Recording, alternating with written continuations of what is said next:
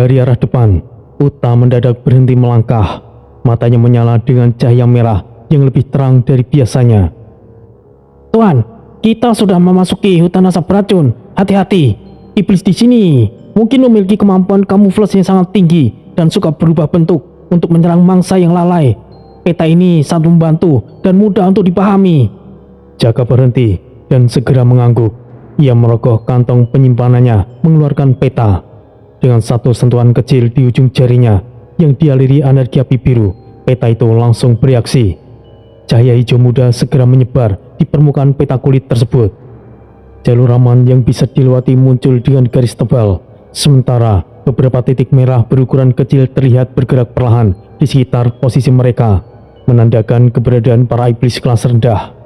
Yu mendekat ke sisi Jaka, memperhatikan fluktuasi titik-titik tersebut. Master, jalur ini masih bisa dilewati dengan risiko minimal. Tapi kita harus bergerak dengan kecepatan yang stabil agar tidak terperangkap dalam akumulasi asap beracunnya, Master. Jaka kemudian mengangkat kipas Tanjung Seta ke depan. Dengan satu ayunan horizontal yang sangat kuat, ia melepaskan gelombang tekanan udara. Angin kencang yang dihasilkan kipas itu menyapu asap di depan mereka. Api biru menyambar keluar dari sela-sela kipas, membakar partikel racun di udara secara instan.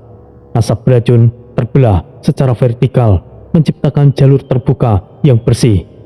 Api biru tetap menyala stabil di sisi kiri dan kanan jalur, bertindak sebagai dinding pelindung sementara.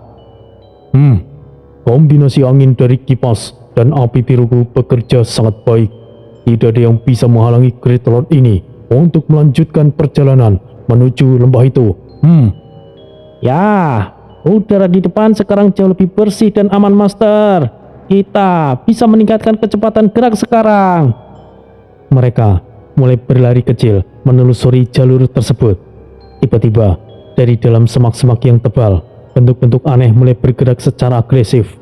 Batang-batang tumbuhan merambat sangat cepat dan besar, muncul dari dalam tanah, bergerak secara mekanis layaknya tangan yang ingin mencengkram. Cairan kental berwarna hijau menetes dari ujung durinya dan langsung menguap menjadi kabut asap saat menyentuh tanah. Uta tidak membuang waktu. Ia langsung melompat ke posisi paling depan. Telapak tangannya menyala dengan api merah pekat yang membara. Ia mengerahkan ledakan energi tepat ke arah pangkal tumbuhan merambat tersebut.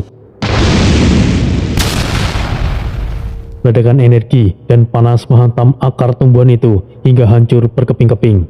Api merah menyebar dengan sangat cepat, melahap serat-serat tumbuhan yang terkontaminasi tersebut. Bau menyengat dari bahan organik yang terbakar memenuhi udara sebelum tumbuhan itu akhirnya runtuh dan berubah menjadi abu hitam. Namun, suara geraman yang berat mulai terdengar dari berbagai arah dari balik kabut yang belum terhalau. Dari kegelapan hutan, beberapa makhluk dengan anatomi menyerupai serigala muncul dari permukaan.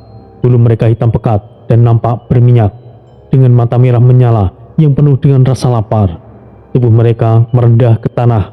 Otot-otot kaki belakang mereka menegang, siap untuk menerkam kapan saja. Jaka hanya tersenyum tipis melihat kepungan tersebut. Ia tidak menutup kipasnya, justru mengayunkan dalam gerakan melingkar di atas kepalanya. Pusaran angin topan kecil membawa api biru menyebar secara radial ke segala arah. Api itu menyentuh tubuh para serigala hitam tersebut dengan lembut namun dalam. Tidak ada suara teriakan kesakitan yang terdengar. Cahaya biru itu justru terlihat menyerap masuk ke dalam pori-pori kulit mereka. Satu persatu, transformasi terjadi di depan mata. Bulu hitam pekat mereka mulai rontok berganti dengan warna coklat alami. Sementara cahaya merah di mata mereka perlahan redup dan kembali menjadi mata hewan biasa yang ketakutan. Tanpa menunggu perintah kedua, para serigala yang telah dimurnikan itu berbalik dan melarikan diri masuk ke dalam hutan yang jauh lebih aman. Yu menatap pemandangan pemurnian itu dengan ekspresi kagum dan tersenyum dengan lembut. Bagus sekali, Master Boy. Maksudku, Master. Dengan cara pemurnian itu, kita tidak perlu membunuh mereka yang sebenarnya hanyalah makhluk yang malang yang menjadi korban kontaminasi.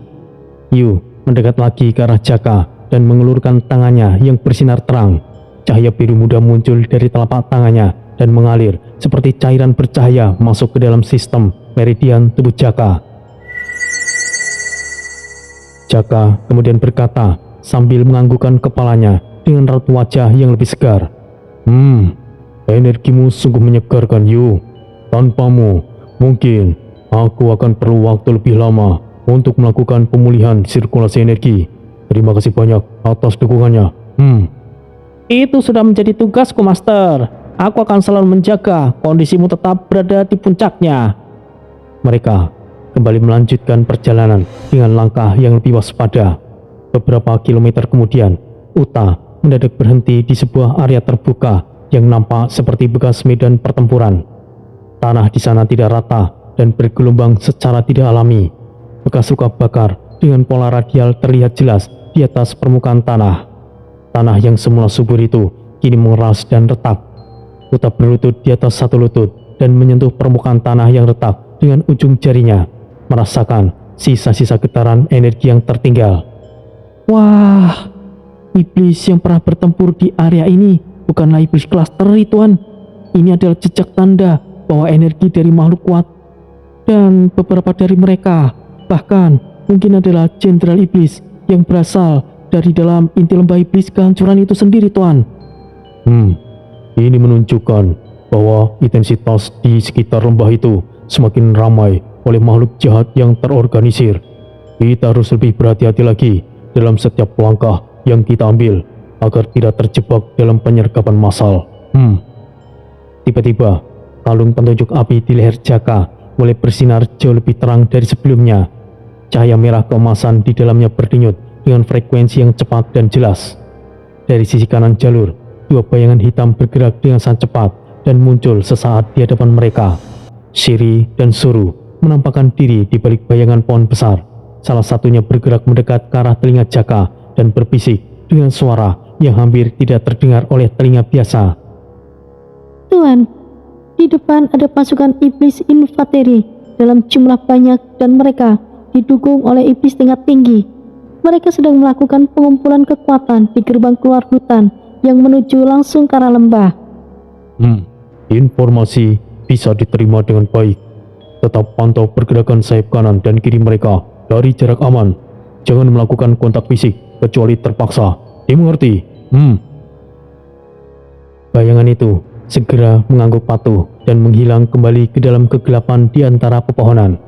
Jaka mulai memusatkan seluruh energi apinya ke pusat tubuhnya. Api biru yang menyelimuti tubuhnya kini menyala dengan intensitas yang lebih tinggi, menciptakan aura yang terlihat secara fisik. Kipas Tanjung Seta dan keris berwegeni di pinggangnya mulai bergetar secara sinkron dan frekuensi tinggi, mengeluarkan suara dengungan logam yang tajam. Tidak apa-apa jika mereka berkumpul di sana. Semakin banyak musuh yang menghalangi, semakin banyak kesempatan bagi Great Lord untuk menunjukkan kemampuan tempur yang sesungguhnya. Kita lanjutkan perjalanan ini, tapi tingkatkan level kewaspadaan ke tingkat maksimal.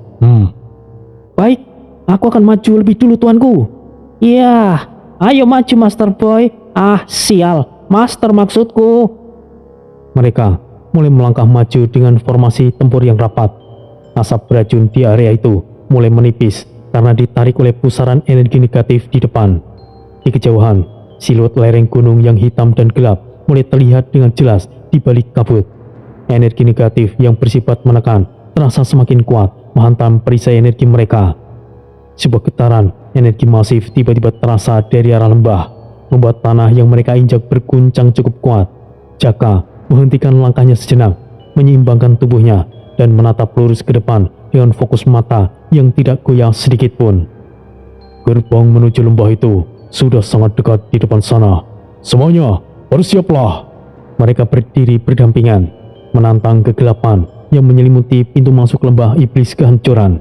Di depan sana, ribuan pasang mata merah mulai menyala di balik kegelapan, menandakan bahwa bahaya yang jauh lebih besar telah menunggu kedatangan mereka. Setelah mereka benar-benar keluar dari wilayah hutan asap beracun, langkah kaki Jaka, Yu dan Uta terhenti hampir bersamaan di tepi sebuah tebing rendah. Udara di depan mereka berubah drastis dalam hitungan detik. tidak ada lagi sisa kabut abu-abu yang menyesakkan dada. Namun pemandangan yang muncul di hadapan mereka justru jauh lebih menekan secara mental dan fisik. Sebuah sungai yang sangat lebar terbentang luas, mengalir perlahan namun tanpa suara gemuruh air sedikit pun. Cairannya tidak bening, melainkan berwarna hitam pekat yang mengkilap layaknya minyak mentah yang kental, memantulkan cahaya redup dari langit yang tertutup awan kelabu tebal. Uta melangkah satu langkah ke depan dengan sangat hati-hati. Matanya yang tajam menelusuri aliran sungai dari satu ke sisi lainnya untuk mencari anomali. Otot di lehernya menegang secara visual dan sayap hitam samar di punggungnya sedikit bergetar. Sebuah tanda bahwa insting kewaspadaannya telah mencapai level tinggi. Tuan, ini adalah sungai lava iblis. Cairan ini bukanlah lava biasa, melainkan akumulasi energi negatif yang sangat padat. Energi hidup dan dari makhluk yang mendekatinya akan diserap secara paksa jika tidak berhati-hati. Bagus. Kau memahami peta dengan baik, Uta. Wah, energi di sungai ini memiliki sifat yang berbeda dari api ataupun air biasa, Master. Ia bersifat parasit. Ia tidak menyerang secara frontal, tapi ia juga akan menggerogoti pertahanan energimu secara perlahan sampai kau benar-benar habis, Master. Uta menambahkan. Ya, itu benar. Jangan terkecoh dengan ketenangannya. Jika kita berada terlalu lama di atas permukaannya, bahkan perlindungan sirah terbaik sekalipun akan meleleh karena struktur molekulnya yang merusak oleh energi korosif ini, Tuan. Jaka menghela nafas pendek, mencoba menstabilkan detak jantungnya. Ia mengangkat kedua tangannya ke atas, telapak tangannya menghadap ke permukaan sungai. Dalam sekejap, api biru mulai muncul dan berputar dengan stabil di tangannya. Aku akan membuat jalan aman di atas sungai ini. Lapisan apiku akan bertindak sebagai isolator sementara. Kita harus bergerak dengan cepat. Jaka mengayunkan kipasnya sekali lagi dengan dorongan tenaga dalam yang lebih besar. Api biru menyebar dengan cepat dan membentuk sebuah jalur sempit yang memanjang tepat di atas permukaan sungai hitam itu. Lapisan energi itu berkilau terang, menciptakan pembatas yang menahan daya serap cairan hitam yang berada tepat di bawahnya.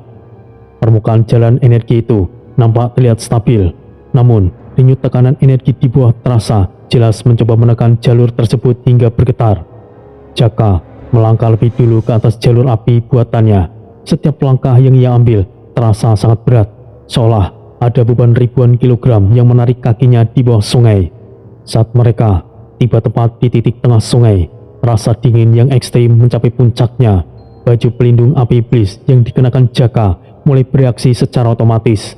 Sisik-sisik yang menyala lebih terang dan membentuk lapisan pelindung transparan tipis yang mengisolasi tubuh Jaka dari hawa beku sungai. Yu terlihat sedikit pucat, namun tetap mempertahankan aliran energinya dengan konsentrasi penuh. Uta melihat gerakan tersebut dan segera berseru dengan suara keras. Tuan, hati-hati! Sungai ini benar-benar memiliki daya serap yang kuat. Jika tidak ada dukungan perlindungan dari baju ini dan tambahan energi dari Yu, mungkin aku akan kehilangan banyak cadangan kekuatan di tengah sungai tadi. Oh, itu tadi adalah pengurasan energi yang cukup signifikan, Master. Kita harus benar-benar menghemat tenaga dan tidak melakukan gerakan yang tidak perlu mulai sekarang. Belum sempat mereka melangkah lebih jauh dari 10 meter dari tepian sungai, suara gesekan batu yang kasar terdengar dari balik reruntuhan di sekitar mereka. Di balik bongkahan batu besar dan sisa-sisa bangunan tua yang tertutup lumut hitam dan tebal, beberapa sosok humanoid muncul satu persatu. Mereka mengepung, mengangkat berbagai jenis senjata yang terbuat dari pecahan batu tajam dan logam hitam yang kasar. Namun, mereka tidak langsung melakukan gerakan menyerang. Salah satu dari mereka yang berdiri di barisan paling depan bersuara dengan nada yang sangat keras dan parau. Siapa yang berani memasuki wilayah terlarang ini? Apakah kalian adalah utusan Jenderal Iblis yang datang untuk menyerang dan menghancurkan sisa-sisa kaum kita juga? Jaka segera bereaksi dengan mengangkat satu tangannya ke udara dengan telapak tangan yang terbuka lebar. Tenang saja dan turunkan senjata kalian. Kami tidak datang ke sini untuk tujuan menyerang, menindas, atau menghancurkan kalian semuanya. Aku adalah Great Lord Jaga Guntur. Aku sedang dalam perjalanan menuju inti lembah iblis kehancuran untuk mencari sesuatu yang sangat penting bagi klan Poni. Kami hanyalah lewat. Para makhluk setengah iblis tersebut saling melemparkan pandangan satu sama lain dengan raut wajah yang bingung. Aku adalah pemimpin dari mereka yang masih bertahan hidup di area perbatasan ini. Namaku Kijano. Kami semua di sini adalah korban. Kami pernah menjadi manusia atau makhluk hidup lain yang tidak sengaja terkontaminasi oleh energi bocoran dari lembah iblis. Namun, kami berhasil berjuang untuk tetap menyimpan kesadaran diri kami meski fisik kami telah berubah. Selama ini, banyak kesatria atau petualang yang datang ke sini hanya untuk membantai kami tanpa peringatan, menganggap kami adalah monster tanpa memikirkan bahwa kami juga menderita. Jaka mengangguk perlahan, menunjukkan empati melalui ekspresi wajahnya. Kemudian, ia membuka sedikit aliran energi api birunya, namun bukan untuk menyerang. Api biru itu murni, muncul menyelimuti telapak tangannya. Cahayanya tenang, stabil dan jernih, tanpa ada tanda-tanda kontaminasi energi hitam sedikit pun. Lihatlah dengan seksama pada api ini. Energiku adalah energi murni yang tidak akan membahayakan jiwa kalian selama kalian tidak memiliki niat jahat. Aku sangat paham bahwa tidak semua makhluk yang memiliki ciri fisik seperti iblis adalah musuh yang harus dibasmi. Jika kalian mengizinkan dan mau bekerja sama, aku bahkan bisa mencoba membantu beberapa dari kalian yang saat ini sedang sakit atau memiliki tingkat kontaminasi yang sudah sangat berat di tubuhnya. Reaksi instan langsung terlihat di antara kerumunan tersebut. Kijano terdiam cukup lama, seolah sedang menimbang resiko dari keputusannya. Baiklah Kisanak, aku akan memberikan kepercayaan kaumku padamu karena kau tidak langsung mencabut senjata saat kami mengepungmu. Ada beberapa di antara kami yang kondisinya sudah sangat kritis dan hampir kehilangan kesadaran diri karena tidak bisa lagi mengendalikan kontaminasi di tubuh mereka. Jika kau benar-benar mampu melakukan apa yang kau katakan dan membantu mereka kembali stabil, maka kami akan memberikan kompensasi berupa informasi yang sangat penting tentang medan di dalam lembah yang kau tuju. Aku terima kesepakatan itu. Tunjukkan siapa yang perlu kubantu pertama kali. Aku adalah ahli raja pemurnian. Serahkan saja padaku. Kijano memberikan isyarat agar Jaka mengikutinya. Jaka mendekati salah satu sosok setengah iblis yang terbaring lemah di atas tanah berbatu. Makhluk itu bernafas dengan sangat berat dan terputus-putus. Seluruh tubuhnya bergetar hebat dengan urat-urat hitam yang menonjol di lehernya. Jaka berlutut di sampingnya dan menyentuh dahi makhluk itu dengan ujung jari telunjuknya yang sudah dipenuhi oleh energi api biru murni dengan densitas yang tinggi. Cahaya biru terang menyebar dengan sangat cepat ke seluruh saraf tubuh makhluk itu. Energi kontaminasi gelap yang tadinya mendominasi perlahan-lahan mulai tertekan dan memudar di bawah cahaya api Jaka. Warna kulit makhluk itu yang tadinya hitam keunguan mulai memudar menjadi lebih cerah dengan ritme nafasnya yang menjadi jauh lebih stabil. Terima kasih, demi leluhur. Aku merasa energi yang bersih dan hangat kembali mengalir dalam saluran darahku setelah bertahun-tahun terjebak dalam rasa sakit yang telah membeku ini. Sedikit bantuan energi dari Great Lord ini setidaknya bisa menahan laju kontaminasi untuk waktu yang cukup lama. Semoga energi yang bersih ini bisa memberikan kalian kekuatan untuk hidup dengan lebih baik lagi di wilayah yang keras ini. Aku tidak bisa membuat raja pemurnian dalam skala besar karena keterbatasan alat. Setidaknya kalian akan selamat dan aman saat ini. Kijano berkata dengan suara yang lebih berat. Kau sungguh sangat murah hati, Great Lord Jaka. Sekarang dengarkan baik-baik. Lembah iblis kehancuran yang kau tuju saat ini tidaklah seperti dulu. Tempat itu kini dikuasai secara mutlak oleh 3 jenderal iblis yang memiliki kekuatan yang sangat besar. Masing-masing dari mereka menguasai wilayah yang berbeda secara geografis di dalam lembah. Jenderal pertama menguasai wilayah depan dengan kekuatan api kemarahan yang bisa membakar jiwa. Jenderal kedua menguasai wilayah tengah yang gelap dengan kekuatan manipulasi bayangan. Dan jenderal ketiga menguasai inti terdalam lembah dengan kekuatan kontaminasi murni yang paling mematikan bagi makhluk hidup. Selain ketiga jenderal itu, ada banyak makhluk yang malang dan tersesat di dalam sana, baik mereka yang sudah sepenuhnya terkontaminasi maupun mereka yang masih berjuang untuk bertahan. Jika kau memiliki kesempatan di tengah misimu, tolong bantu mereka jika itu memungkinkan. Mereka tidak layak dibiarkan membusuk menjadi monster di sana. Kijano kemudian merogoh jubahnya dan menyerahkan sebuah peta kasar yang terbuat dari kulit hewan. Ambillah ini. Ini adalah peta rahasia mengenai jalur tikus dan jalan pintas di dalam lembah yang hanya diketahui oleh komunitas kami. Peta ini akan sangat membantumu untuk menghindari beberapa jebakan maut dan patroli pasukan iblis elit yang sering berkeliaran di jalur utama. Aku akan selalu mengingat kata-katamu dan informasi berharga ini, Kijano. Jika ada kesempatan di tengah pertempuran nanti, aku akan mencoba membantu semua makhluk yang bisa diselamatkan. Dan jika kalian merasa terdesak atau membutuhkan perlindungan yang lebih permanen, jangan pernah ragu untuk mencariku di benteng naga abadi setelah misiku selesai. Semoga keberuntungan selalu menyertai dalam misimu yang mustahil itu, Great Lord Jaka. Jaka, Yu, dan Uta kemudian berbalik dan melanjutkan perjalanan mereka meninggalkan pemukiman tersebut. Dan di hadapan mereka, lereng gunung yang hitam pekat dan gelap kini sudah menjulang tinggi menanti kedatangan mereka. Sebuah getaran energi yang sangat masif kembali meledak dari pusat lembah, membuat tanah kembali berguncang. Jaka segera mempererat genggamannya pada kipas Tanjung Seta dan memastikan posisi keris berwogeni mudah untuk dijangkau. Mari kita lihat secara langsung apa yang sedang menunggu kedatangan kita di dalam lembah itu. Great Lord ini sudah benar-benar siap untuk menghadapi dan menghancurkan semua musuh yang berani menghalangi jalanku. Langkah kaki mereka semakin cepat menuju kegelapan yang menanti di depan. Sementara itu, di lokasi Bon berada. Awan gelap menggantung rendah di atas hamparan pepohonan rimbun hutan barong. Daun-daun besar berwarna hijau tua bergoyang pelan. Gerakan itu bukan berasal dari hembusan angin, melainkan dampak dari aliran energi alam yang terus bergerak tanpa henti di seluruh wilayah tersebut.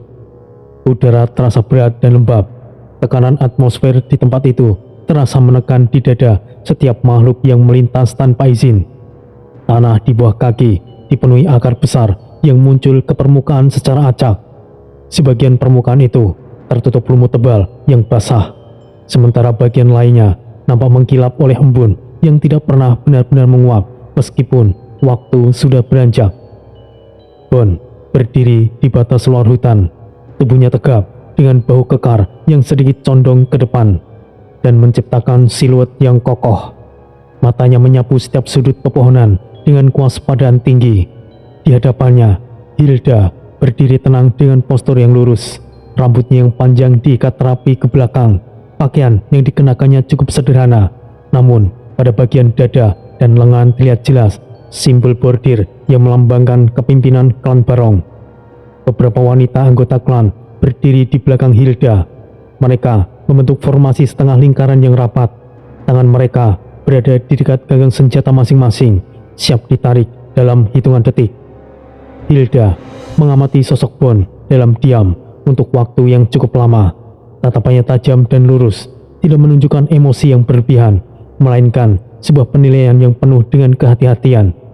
Suasana menjadi sangat sunyi, hanya terdengar suara gesekan pakaian para penjaga yang mengatur nafas mereka. Hilda menarik nafas dalam sebelum akhirnya bersuara. Kau boleh masuk, lelaki asing. Semoga kau beruntung. Tapi ingatlah, setiap langkahmu di sini akan diawasi. Jahanam, memangnya aku maling? Diawasi segala. Jika bukan karena dorongan aneh yang memintaku masuk hutan ini, aku tidak akan mau. Meskipun suaranya tidak keras, frekuensinya cukup jelas tertangkap oleh telinga para penjaga klan yang memang sudah terlatih. Beberapa anggota saling melirik satu sama lain. Jari-jari mereka mengencangkan ganggang pedang dan tombak. Mereka nampak tidak menyukai cara Bond berbicara yang kasar. Namun, Hilda tetap bergeming.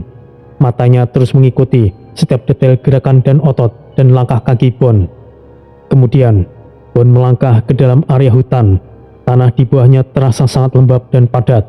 Setiap langkah berat yang ia ambil meninggalkan jejak samar pada tanah hitam itu. Namun, secara perlahan, jejak tersebut tertutup kembali oleh uap air, seolah hutan itu secara aktif menolak untuk menyimpan bukti kehadirannya. Di tangan kirinya, sebuah benda logam berat mulai menunjukkan reaksi. Itu adalah perisai dewa perang. Sebuah getaran mekanis muncul melalui dari bagian inti perisai tersebut. Getaran itu awalnya halus, lalu frekuensinya meningkat dengan cepat hingga menimbulkan suara dengungan yang rendah. Bond menghentikan langkahnya secara mendadak. Ia sedikit menundukkan kepala untuk melihat perisai yang terikat di lengannya. Ukiran-ukiran kuno yang terpahat di permukaan logam perisai itu mulai berpendar. Cahaya kuning oranye muncul dari sela-sela ukiran tersebut. Cahaya itu tidak menyilaukan mata, namun terlihat sangat hidup dan berdenyut secara ritmis. Bond menggeram pelan sambil berusaha menstabilkan posisinya. Hei, ada apa lagi nih, Jahanam. Getaran dari perisai itu kini semakin menguat, merambat hingga ke telapak tangan dan pergelangan kakinya. Di balik pepohonan tinggi yang berada tepat di depan jalur Bond, terdengar suara gesekan dedaunan. Suara pelan namun terdengar memiliki bobot yang besar. Beberapa dahan pohon bergerak saat tertekan oleh beban sesuatu yang besar. Perlahan, sebuah siluet muncul dari kegelapan bayangan pohon. Seekor macan raksasa melangkah keluar ke area yang sedikit terbuka. Tubuhnya merendah ke tanah, namun setiap langkahnya memancarkan tenaga yang besar. Bulu binatang itu berwarna biru keunguan yang tidak lazim, berkilau samar saat terkena sedikit cahaya yang berhasil menembus kanopi hutan. Itu adalah macan liwung. Setiap otot di paha dan bahunya terlihat bergerak dengan jelas di bawah kulitnya yang tebal. Kukunya yang besar menekan tanah, namun tidak menimbulkan suara benturan yang keras. Hei, jangan makan aku alot tahu. Jika kau mau keracunan, sini majulah. Macan liwung tidak menerjang. Binatang buas itu justru mengangkat kepalanya sedikit. Lehernya bergerak, lalu ia mengeluarkan suara desisan yang lembut namun dalam. Suara itu tidak terdengar seperti geraman kemarahan, melainkan lebih menyerupai sebuah sinyal atau peringatan kepada pihak lain. Bond menyipitkan matanya. Tunggu dulu. Kau liwung kan? Bagaimana bisa kau menjadi seperti ini? Bikin kaget saja kau, Jahanam. Macan itu tetap pada posisinya, namun kemudian ia mengalihkan pandangannya ke arah bagian hutan yang lebih gelap dan lebih dalam. Liwung berkata dalam pikiran Bond, "Tuan Bond, entah kenapa tiba-tiba jiwaku berubah. Tentu saja Engon, Pangjer, dan Maung mengalami perubahan. Tuan, ada sesuatu di depan sana. Teruslah berjalan, Tuan." Sesuatu apa? Setidaknya jelaskan ada apa di sana. "Aku tidak yakin, Tuan, tapi sesuatu yang sepertinya berguna." Jahanam kau itu. Lalu, di balik semak-semak lebat dan di balik batang pohon raksasa, para anggota klan Barong terus melakukan pemantauan. Beberapa tetua klan yang menggunakan pakaian dengan ornamen lebih rumit berdiri dengan wajah serius. Mereka tidak melepaskan pandangan dari interaksi antara Bond dan macan liwung. Anggota klan yang lebih muda terlihat sangat tegang. Sebagian dari mereka menahan nafas, sementara yang lain menggenggam senjata dengan tangan yang mulai sedikit gemetar karena tekanan atmosfer hutan yang meningkat. Hilda, putri dari Hilda, bergerak mendekat ke sisi ibunya. Wajahnya menunjukkan kegelisahan yang tidak bisa ia sembunyikan. Ia mencondongkan tubuh dan berbisik ke telinga ibunya, namun nada suaranya tetap mengandung penekanan yang kuat. "Ibu, kenapa kau biarkan dia masuk? Dia adalah lelaki dari luar. Dia tidak tahu adat dan aturan tempat ini." Hilda tidak langsung memberikan jawaban. Ia terus memperhatikan bagaimana Bond tetap tenang. Ia melihat bahwa Bond tidak menunjukkan niat agresif sedikit pun. Hilda kemudian bersuara dengan nada yang sangat tenang namun penuh wibawa. Karena kau dan aku akan segera tahu, anakku. Manusia itu memiliki sesuatu yang mungkin bisa membangkitkan klan barong kita. Tapi kita tidak boleh lengah. Tetap awasi setiap pergerakannya. Gilda menggigit bibir bawahnya. Ia nampak menahan keinginan untuk berdebat dengan ibunya. Matanya kini kembali mengarah ke posisi Bon berada, memperhatikan setiap detail pergeseran kaki dan perubahan ekspresi lelaki itu dengan penuh rasa curiga. Bon sendiri mulai merasakan adanya tekanan yang tidak kasat mata di sekelilingnya. Itu bukan lagi soal tekanan udara ataupun gravitasi, melainkan perasaan intens bahwa dirinya sedang diawasi oleh banyak mata dari segala arah. Ia mengangkat dagunya, membusungkan dada, dan sengaja mengeraskan suaranya agar getaran suara itu bisa merambat lebih jauh ke dalam hutan. Hoi hoi, aku tidak datang untuk membuat masalah, jahanam. Mau apa kalian bersembunyi? Aku tidak akan melawan perempuan, jadi jangan menggangguku. Bon mengangkat tangan kirinya dan memegang perisai sedikit lebih tinggi ke udara. Tapi dengarkan, jika ada yang berani coba-coba menyerangku, aku tidak akan segan-segan. Tepat setelah Bon menyelesaikan kalimatnya, perisai Dewa Perang di tangannya bereaksi secara ekstrim. Logam perisai itu bergetar dengan frekuensi yang sangat tinggi hingga menciptakan suara mendenging yang memekakkan telinga. Cahaya kuning oren yang tadinya hanya berpendar di permukaan kini memusat di satu titik di tengah perisai. Cahaya itu berkumpul, memadat, dan kemudian dilepaskan secara vertikal ke atas. Sebuah berkas cahaya lurus menyambar ke arah langit. Cahaya itu menembus celah-celah dedaunan yang rapat dan melesat ke atmosfer sebelum akhirnya menghilang tanpa meninggalkan bekas fisik berupa ledakan ataupun kehancuran. Keheningan yang mencekam langsung menyelimuti area tersebut setelah cahaya itu menghilang. Anggota klan Barong yang bersembunyi tidak ada yang bergerak satu inci pun. Tidak ada serangan balasan, tidak ada yang berani maju. Hilda mengangkat tangannya sedikit, memberikan tanda agar semua pasukannya tetap berada di posisi mereka masing-masing dan tidak melakukan tindakan gegabah. Bon menurunkan perisai secara perlahan, nafasnya tetap stabil dan teratur. Kemudian Bon kembali menoleh ke arah macan liwung yang masih berdiri di sana. Aku tidak mau berlama-lama lagi di sini. Bon mulai melangkah maju lagi. Ia mengikuti rute yang diambil oleh macan tersebut. Setiap langkah yang membawanya semakin dalam ke jantung hutan Barong membuat sebuah sensasi di dadanya semakin jelas terasa. Itu bukanlah rasa takut dan bukan pula rasa cemas. Itu adalah sebuah tarikan halus yang seolah berasal dari dalam struktur jiwanya sendiri. Perasaanku tidak enak, jahanam. Ia merasakan detak jantungnya berresonansi dengan lingkungan sekitar.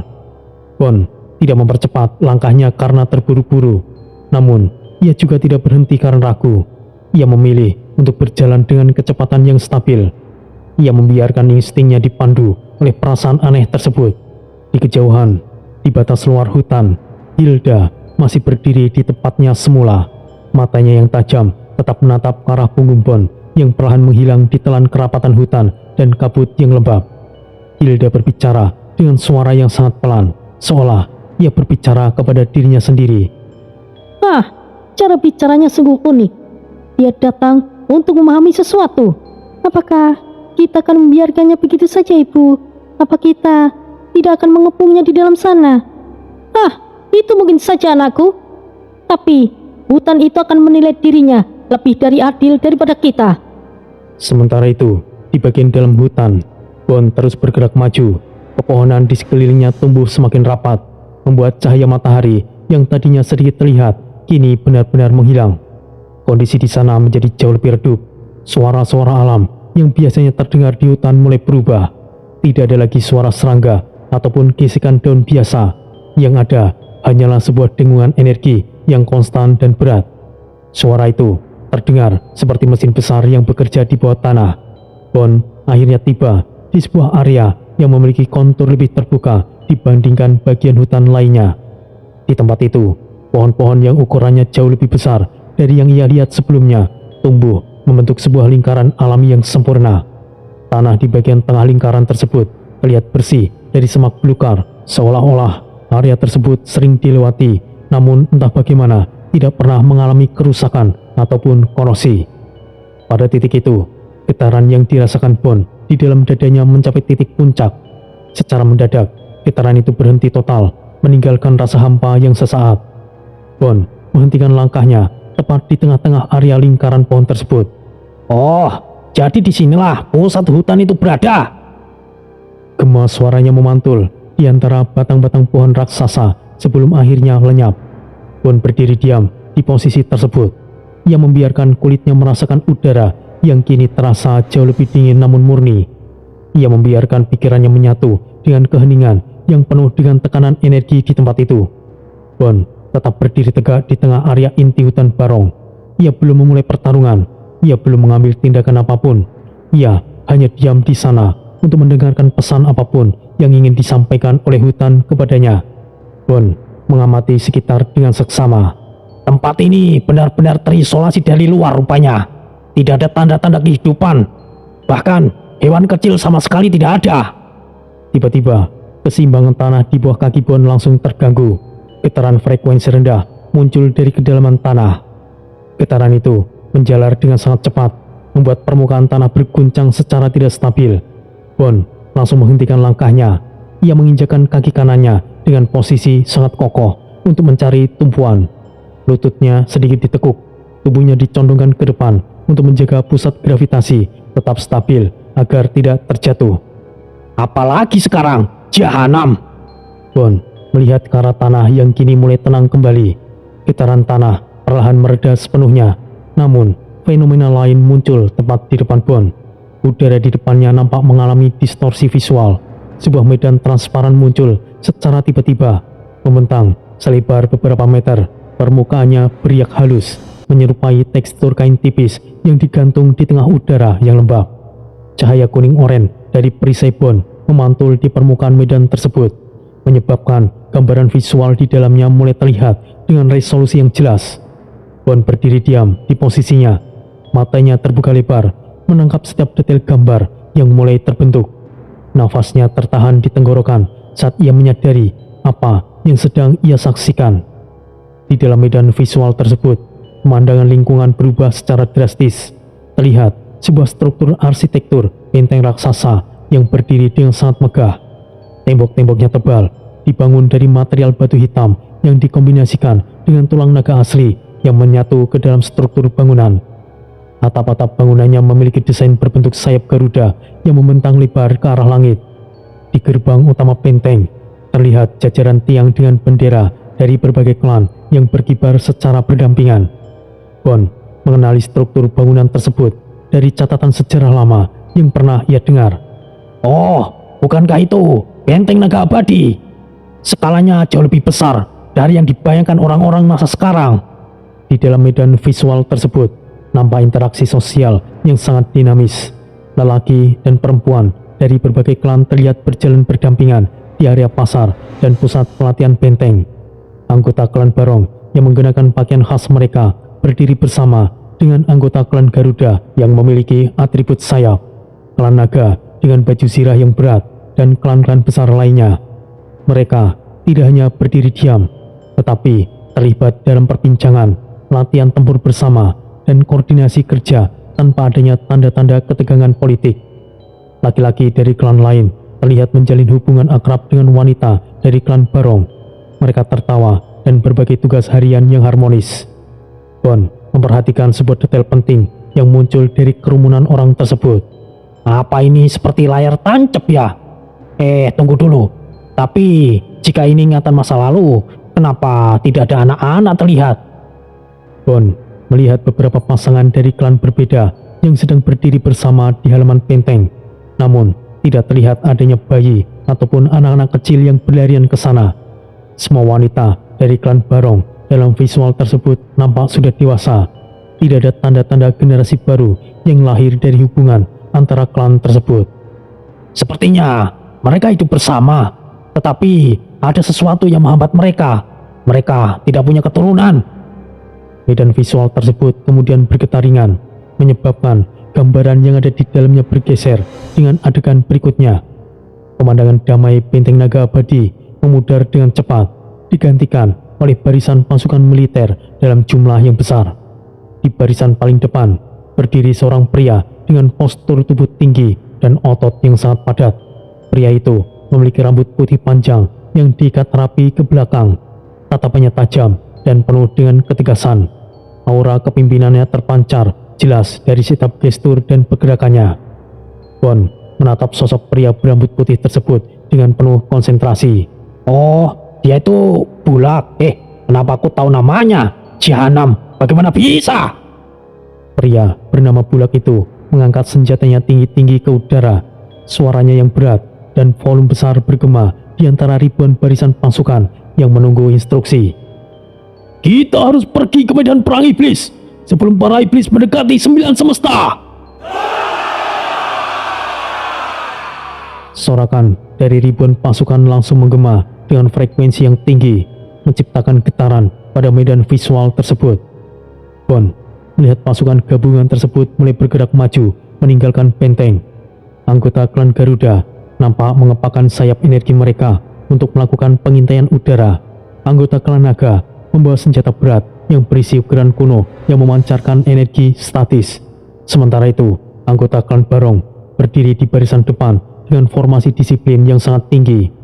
Bulak berada di posisi tengah sebagai komandan lapangan. Langkah kakinya mantap dan tidak menunjukkan keraguan sedikit pun.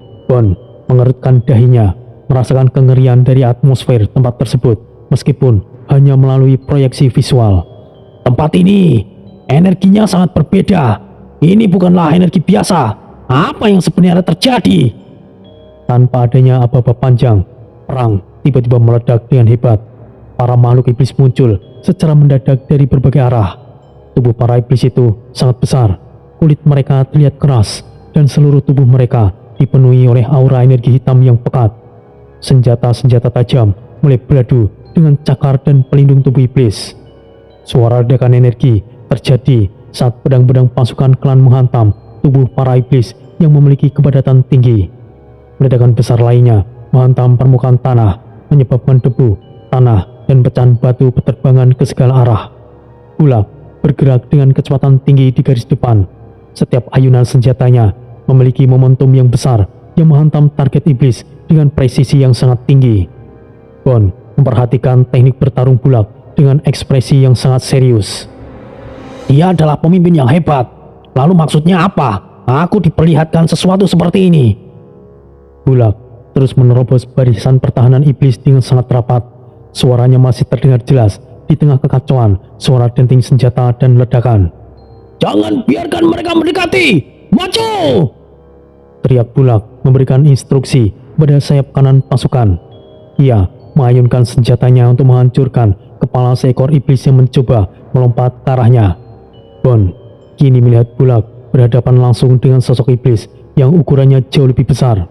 Iblis tersebut memiliki aura hitam yang jauh lebih pekat dan nampak seperti pemimpin dari kawanan tersebut. Pertarungan antara Bulak dan iblis tingkat tinggi itu berlangsung dengan intensitas yang sangat sengit. Ini adalah perang pada umumnya. Apa yang istimewa dari perang ini? Namun, kondisi medan perang tidak memberikan kesempatan bagi Bulak untuk menyelesaikan pertarungan satu lawan satu. Saat Bulak sedang fokus penuh menekan musuh yang ada di hadapannya, energi hitam yang berada di belakang posisinya tiba-tiba bergejolak. Sebuah serangan energi yang tidak terlihat secara kasat mata datang dari arah belakang yang tidak sedang terjaga. Bulak terpental dengan kecepatan tinggi ke arah depan. Ia meluncur jauh melewati beberapa barisan pasukan, menghantam tanah dengan keras dan berguling beberapa kali. Tubuh pemimpin itu akhirnya jatuh ke dalam sebuah pusaran medan energi hitam yang terus mengerut dan berputar secara anomali. Para pasukan yang berada di sekitarnya berteriak dengan nada panik, mencoba berlari untuk mendekat, memberikan bantuan. Namun, dorongan energi hitam dari pusaran tersebut terlalu kuat untuk ditembus oleh fisik manusia biasa. Bon menyaksikan peristiwa tragis tersebut dengan rahang yang mengeras. Ia melihat wajah Bulak untuk terakhir kalinya sebelum sosok itu tertelan sepenuhnya. Ekspresi wajah Bulak sama sekali tidak menunjukkan adanya ketakutan akan kematian. Yang terpancar dari matanya hanyalah rasa penyesalan yang mendalam dan sebuah tekad yang belum tuntas. Saat tubuh Bulak terseret lebih dalam ke dalam pusat kegelapan, terjadi sebuah benturan energi yang menyebabkan sesuatu terlepas dari wajah atau rahangnya. Sepasang taring besar terlempar keluar dari mulut atau perhiasan wajahnya. Taring itu berkilau sebentar saat terkena sisa cahaya, sebelum akhirnya ikut tertelan dan menghilang ke dalam kegelapan yang sama. Oh, taring barong. Jadi, itu yang ingin ditunjukkan. Tiba-tiba, penglihatan itu menghilang. Bon menarik napas panjang. Jadi, ini asal semuanya. Taring barong adalah simbol pemimpin klan Barong. Dan saat ini, taring itu menghilang. Ia menundukkan kepalanya sedikit, mengalihkan fokus pandangannya ke arah perisai dewa perang yang masih terikat di tangan kirinya. Aku tidak menyangka sejarah klan Barong begitu dalam. Pemimpin mereka gugur di medan perang. Taring sebagai simbol pemimpin telah hilang. Pantas saja klan Barong menutup diri dari dunia luar. Bon kemudian melangkah maju sejenak, satu langkah. Namun kemudian ia berhenti lagi secara tiba-tiba. Bon berkata dengan nada bertanya, Tapi mengapa aku bisa melihat semua ini? Aku kan bukan dari bagian dari klan Barong. Bon berdiri dengan tegak dan kokoh di tengah area inti hutan Barong. Ia sendirian, namun ia kini membawa beban informasi sejarah besar yang telah ia pahami sepenuhnya. Bon memejamkan mata sejenak, merasakan aliran energi hutan yang kini terasa lebih sinkron dengan energinya. Apa urusannya sejarah klan Barong denganku? Aku rasa itu hanyalah sebuah penglihatan saja. Bon berdiri tegak di posisinya. Ia belum sempat mengendurkan ketegangan pada otot di pundaknya ketika semak-semak lebat di sekeliling lingkaran pohon itu berguncang secara serempak. Gesekan dedaunan menghasilkan suara yang kasar dan tajam. 3 sosok wanita melompat keluar dari balik batang pohon raksasa yang hampir pada detik yang bersamaan. Gerakan mereka sangat cepat, taktis, dan terkoordinasi dengan baik. Mereka mendarat dengan posisi tubuh rendah ke tanah sebelum langsung melancarkan serangan terukur. Salah satu pejuang wanita itu berada di posisi paling depan. Ia berteriak dengan suara lantang sambil memutar dan mengayunkan tombaknya lurus ke arah dada Bon. Kau sudah melewati batas orang asing? Tombak bermata logam itu melesat. Bon memberikan reaksi. Ia tidak mengangkat perisai dewa perang untuk menangkis secara langsung. Ia bergerak menyamping dengan presisi. Kakinya berpijak sangat kuat di atas permukaan tanah yang lembab, menciptakan daya tolak yang stabil. Seluruh otot pada lengan dan kakinya menegang maksimal. Teknik pertahanan tubuh internalnya aktif secara otomatis. Bon berseru dengan nada suara yang tertahan, namun tetap terdengar sangat tegas. Hei, hentikan! Aku tidak mau menyakiti kalian, jahanam! Namun, serangan kedua justru datang lebih cepat dari sisi kanan. Sebuah senjata dengan mata pisau yang berkilau meluncur cepat menuju ke arah perut Bon. Bon merespon dengan memutar sumbu tubuhnya. Ia menyilangkan kedua lengannya ke bawah untuk menangkis lintasan serangan tersebut. Bon melakukan kontak fisik dengan tujuan mengalihkan arah senjata, bukan untuk menghantam balik lawannya. Benturan antara energi pertahanan Bon dan logam senjata itu menimbulkan suara denting yang singkat. Sial, daya tahannya sangat keras. Macan Liung yang sejak tadi berada di posisi belakang Bon mendengus dengan suara yang keras. Tubuh hewan raksasa itu merendah ke tanah. Kaki-kakinya mencengkram bumi dengan kuat, mulutnya terbuka sedikit, memperlihatkan taringnya yang besar. Dari sela-sela giginya, titik-titik kecil api berwarna kehijauan meluncur keluar dari udara. Titik api itu bergerak dengan kecepatan konstan, membentuk lintasan melingkar yang mengelilingi para pejuang dari klan Barong. Efek dari cemeti api kayu menyebar secara melingkar. Api kehijauan itu tidak menyentuh para pejuang, melainkan hanya membentuk brigade pembatas suhu panas yang tinggi. Tekanan panas api itu memaksa para pejuang untuk tetap menjaga jarak aman dan menghentikan momentum serangan agresif tanpa menyebabkan luka bakar pada fisik mereka. Hei, jahanam! Apa yang sebenarnya kalian lakukan, Aku bukan maling atau apapun itu. Kau adalah manusia yang baik. Maafkan kami sebelumnya. Benar, kami hanya bergerak sesuai insting kami. Kami perlu tahu kau itu ancaman atau tidak. Tapi kau menunjukkan kebaikan hati yang jarang kami temui dari orang luar yang masuk ke wilayah ini. Jahanam, jika aku melawan itu artinya ancaman.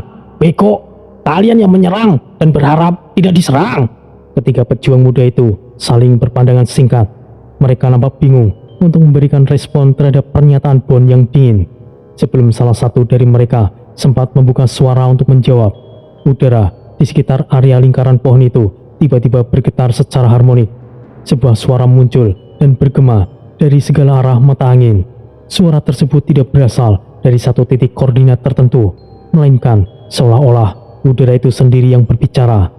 Suara tersebut terdengar sangat dalam, tenang, namun mengandung wibawa yang sangat besar.